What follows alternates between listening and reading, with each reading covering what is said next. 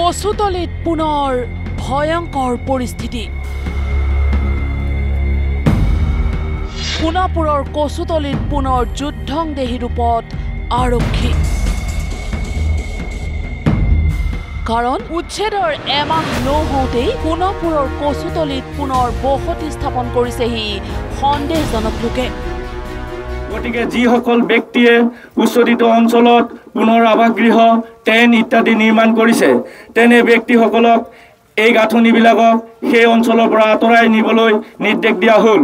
অন্যথা মহামান্য আদালতৰ নিৰ্দেশ মৰ্মে নতুনকৈ নিৰ্মিত গাঁথনিসমূহ উচ্ছেদ কৰা হ'ব। লগতে উচ্ছেদিত অঞ্চলৰ পৰা উচ্ছেদিত জনসাধাৰণক আঁতৰি যাবলৈ নিৰ্দেশ দিয়া হ'ল। সোণাপুৰৰ কচুতলিত পুনৰ বসতি স্থাপন কৰিছেহি উচ্ছেদিত লোকে। পৰিৱেশ আৰু কচুতলি উচ্ছেদৰ পাছত একাংশ উচ্ছেদিতই কিদৰে আচলতে বিভিন্ন পথাৰ বা বিভিন্ন স্থানত এই মুহূৰ্ততো বসতি স্থাপন কৰিছে তাৰ পৰিৱেশ দেখুৱাই আছো। সমান্তৰালকৈ আমি এটা পৰিৱেশ দেখুৱাই আছো।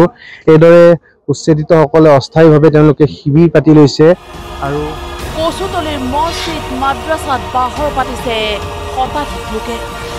একাংশ উচ্ছেদিত লোকে এইদৰে মাদ্ৰাছা বা যিসমূহ মছজিদ আছে তেওঁলোকে এই মুহূৰ্ততো বসবাস কৰি আছে গ্ৰাউণ্ড জিৰ'।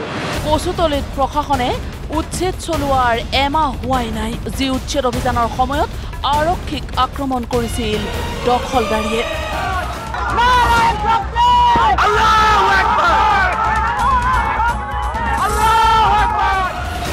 আৰু এই উচ্ছেদিত লোকে এতিয়া এনেদৰে শাৰী শাৰীকৈ নিৰ্মাণ কৰি লৈছে ইটোৰ পিছত সিটো ঘৰ।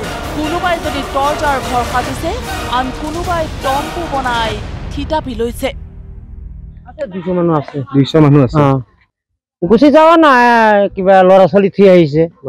ডাঙৰ ডাঙৰ মানুহ আছে, যাওয়া না ইয়াতে আছে। কিমান মানুহ আছে এতিয়া? 200ৰ ওপৰত আছে।